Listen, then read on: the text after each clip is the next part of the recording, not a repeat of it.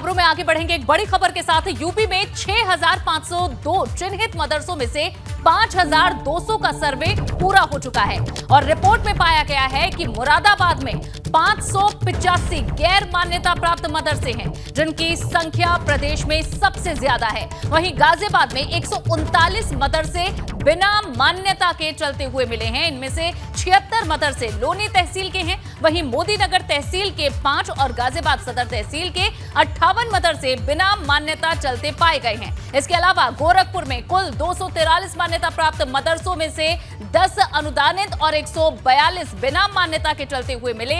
इसकी रिपोर्ट शासन को भेज दी गई है। इतना ही नहीं, कानपुर नगर में 86 गैर मान्यता प्राप्त मदरसे हैं। इनमें से 66 मदरसों का सर्वे पूरा हो गया और 12 की सोसाइटी रजिस्टर्ड नहीं मिली है।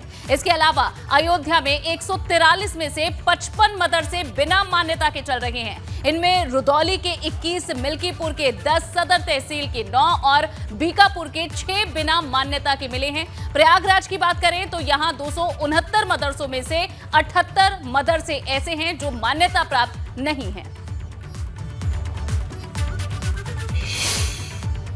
इस वक्त की एक बड़ी खबर आपको देते लखनऊ से, जहां थी कि संपत्ति कुर्क करने की कार्रवाई शुरू हो गई है। प्रयागराज के धूमनगंज थाने की पुलिस पहुंची है लखनऊ। इस वक्त की ये बड़ी खबर, विजयखंड में 400 वर्ग मीटर की जमीन कुर्क हो रही है। भैंसोरा में 51 बिस्वा जमीन भी की गई है कुर्क। और विवेक त्रिपाठी हमारे संवाददाता जुड़ गए हैं। विवेक, बताएं इस पूरी कार्रवाई के बारे में।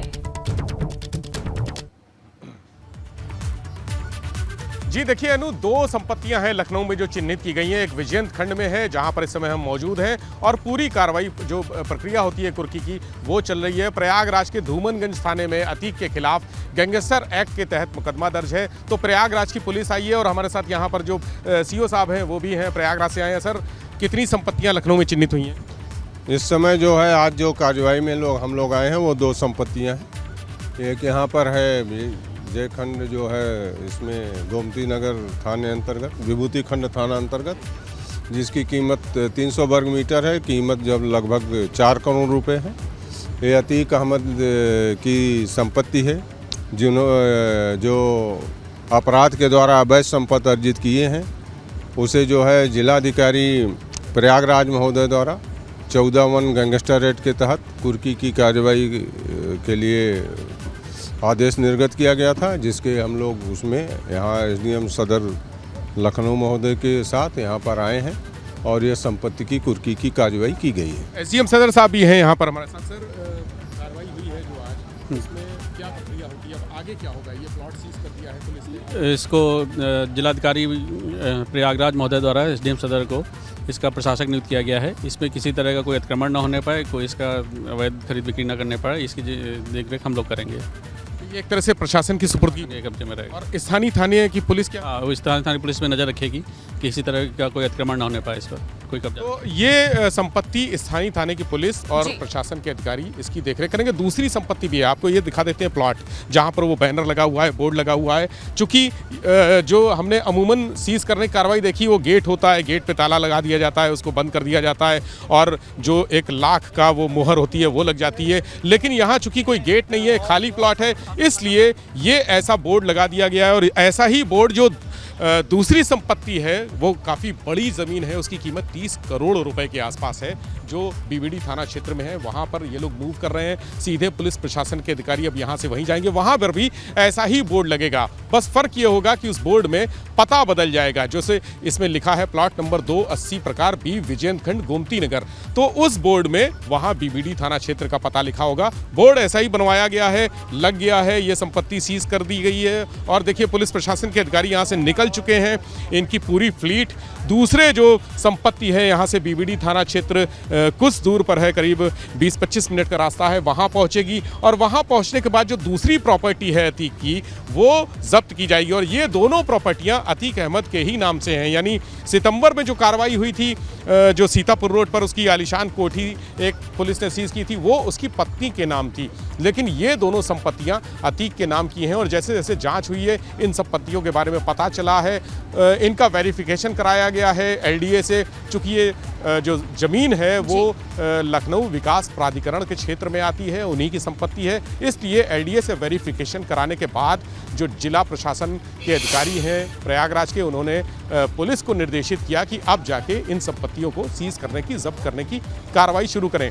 कार्रवाई हो गई है, संपत्ति जब्त हो गई है। अब इस जगह पर अगर कोई भी आता है या इस पर कब्जा करने की कोशिश करता है, कोई भी निर्माण करने की कोशिश करता है, तो उसके खिलाफ कार्रवाई की जाएगी और उस कार्रवाई की जिम्मेदारी दी गई है विभूति खंड थाना की पुलिस को, जिसमें ये पूरा क्षेत्र आता है। यानी ये पूरा थाना क्षेत्र विभूति खंड है और वहाँ की पुलिस भी यहाँ आई थी। लॉ एंड ऑर्डर की कोई दिक्कत ना हो, ऐसी समस्या ना हो, उसको मेंटेन करने के लिए तमाम जीपों से पुलिस वाले आए थे, पैरामिलिट्री फोर्सेस भी लगाई गई थी। चूँकि अतीक अहमद का मामला है, माफिया है, डॉन है, कुछ भी हो सकता है, कोई भी उसके समर्थक आके बवाल कर सकते हैं। इसलिए एहतियात बरतते हुए पुलिस ने आज यहाँ पर कार्रवाई की है और अब जो अगला उनका एक्शन है वो है भैंसा मऊ जो गांव है, वहाँ पर भैंसोरा, माफ़ कीजिएगा, भैंसोरा नाम है बीबीडी थाना क्षेत्र में। वहाँ पर जो 51 बिस्वा ज़मीन है, यानी वो कृषि की ज़मीन है, 51 बिस्वा वहाँ पर जाएगी और उसको सीज करने की कार्रवाई अब शुरू होगी। एक बार फिर से आपको दिखाते हैं पीछे प्लॉट का थोड़ा सा हरिवंश। मैं चाहूँगा कि वो पूरा कैमरा खोल दे ताकि प्लॉट दिखेगी कितना बड़ा और आलीशान जगह पर ये प्लॉट है।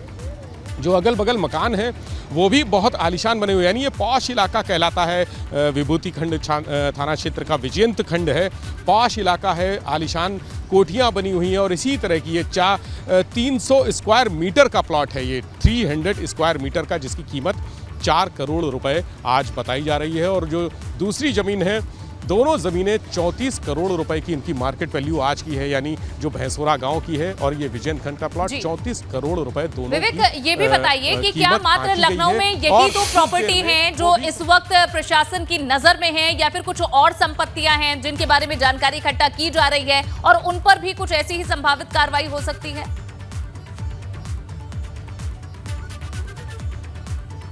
अनु, इसके पहले सितंबर में एक जो सीतापुर रोड की मैंने जानकारी दी अपने दर्शकों को, 8 करोड़ की एक आलीशान कोठी वो लोकेट की गई थी, उसको ढूंढा गया था, तलाशा गया था। तब तक ये संपत्तियां नहीं थी, यानी विजन खंड का ये प्लॉट और भैंसोरा गांव का जो 51 बिस्वा जमीन है, तब तक ये दोनों प्लॉट प्रशासन की जानकारी में नहीं थे।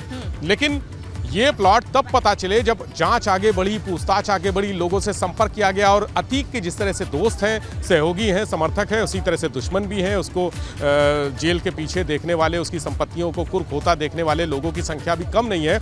उन्हीं कहीं से एक एक संपत्ति की सूचना मिली और कोई बड़ी बात नहीं है कि इस तरह की और संपत्तियां अभी लखनऊ में निकले। हालांकि अभी तक प्रशासन के पास ऐसी कोई लिस्ट नहीं है जिसमें पूरी संपत्तियों का विवरण, जैसे जैसे जांच आगे बढ़ रही है वैसे वैसे जानकारियां मिल रही हैं, वेरिफिकेशन कराया जाता है। जो प्राधिकरण है या नगर निगम है या आवास विकास, जहां की भी संपत्तियां होती हैं, जहां का भी अधिकार क्षेत्र होता है, वहां की अगर जमीनें आ रही हैं उनकी जांच के दायरे में, तो लगातार उस पर कार्रवाई हो रही है। विवेक, ये भी बताइए कि अतीक अहमद और उनके परिवार के अन्य सदस्यों के नाम पर अभी तक ऐसी संपत्तियां कितनी मिली हैं, संभावित कितनी उनकी राशि है जिन पर कार्रवाई की गई है, जिन्हें कुर्क किया गया है?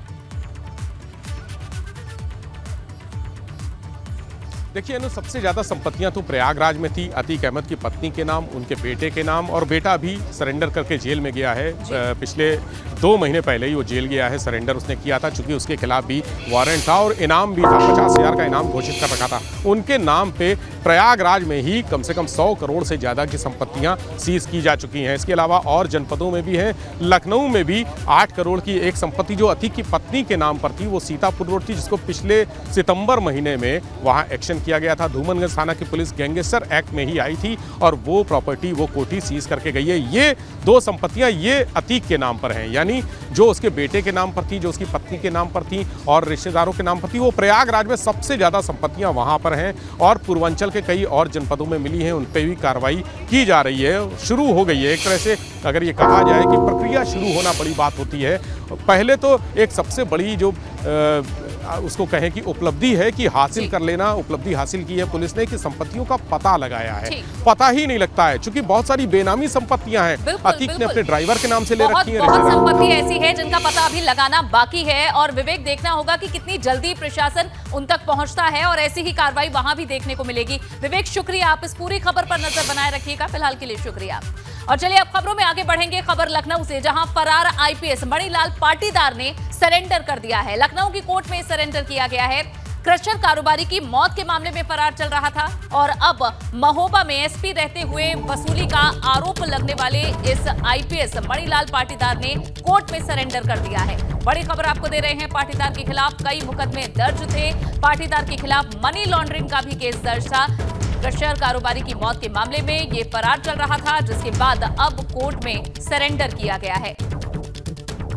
मणिलाल पाटीदार के खिलाफ कई मामले दर्ज थे। मनी लॉन्ड्रिंग का केस भी इसमें शामिल था, जहां लगातार छानबीन चल रही थी। लेकिन अब फरार आईपीएस मणिलाल पाटीदार ने कोर्ट में सरेंडर किया है। लखनऊ की कोर्ट में मणिलाल पाटीदार के द्वारा सरेंडर किया गया है, जहां मामला क्रशर कारोबारी की मौत से जुड़ा था और इस केस में वो फरार चल रहा था। हालांकि एकमात्र यही केस नहीं है, पाटीदार के खिलाफ मनी लॉन्ड्रिंग का केस भी चल रहा है और अब इस मामले में ये अपडेट है।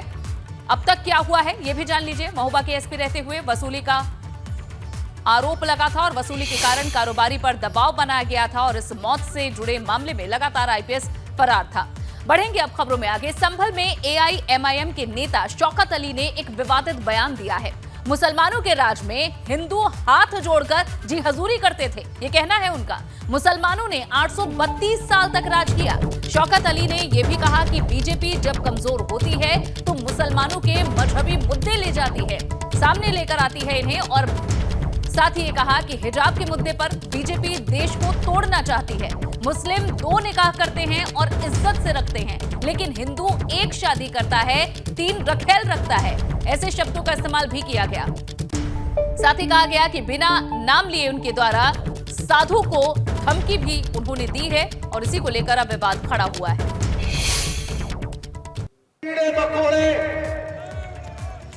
832 साल हमने हुक्मरानी की है और तुम हमारे बादशाह के सामने अपने हाथ को पीछे बांध करके जी हुजूर कर रहे हैं। हमने तुम्हारी बहन को मिलकर हिंदुस्तान बनाया था। जोधाबाई कौन थी? हमने तो कभी भेदभाव नहीं किया ना। बीजेपी कमजोर होती है तो मुसलमानों के एक नए मुद्दे को लेकर के आ जाती है। कभी ये लोग कहते हैं तुम्हारे बच्चे ज्यादा हो, कभी ये लोग कहते हैं 2-2, 3-3 शादियां। यकीनन हम 2 शादी करते हैं तो दोनों बीवी को समाज में इज्जत देते हैं। तुम 1 शादी करते हो, 3 रखेल रखते हो, किसी को नहीं बताते हो कि वो साधु जी कौन था, उसको मैं नहीं जानता।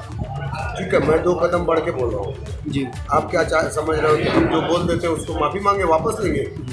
हम उससे कह रहे हैं ना, तुम काट काट के फेंकने की बात करो, हमको गाजर मूली समझाए क्या? तुम्हारी बदन में खून दौड़ रहा है, हमारे में पानी दौड़ रहा है क्या? हाँ, तुम अगर कानून को नहीं मानोगे तो हम तुमको कानूनी तरीके से सिखाना जानते हैं। हाँ, मैंने बोला था और फिर बोल रहा हूँ। और अब इस सब बयान को देखने के बाद एक्शन भी होता दिख रहा है। लखनऊ से एक बड़ी खबर दे दे, शौकत अली के इस बयान के खिलाफ अब डीजीपी से शिकायत की गई है। सुप्रीम कोर्ट के वकील हैं विनीत जिंदल, डीजीपी को उन्होंने पत्र लिखा है। एआईएमआईएम के प्रदेश अध्यक्ष शौकत अली पर एफआईआर की मांग उन्होंने की है। हिंदू विरोधी और विवादास्पद बयान देने का आरोप लगाया है।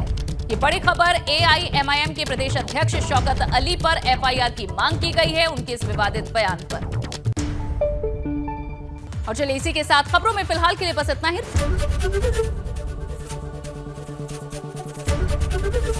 एबीपी गंगा, खबर आपकी, जुबान आपकी।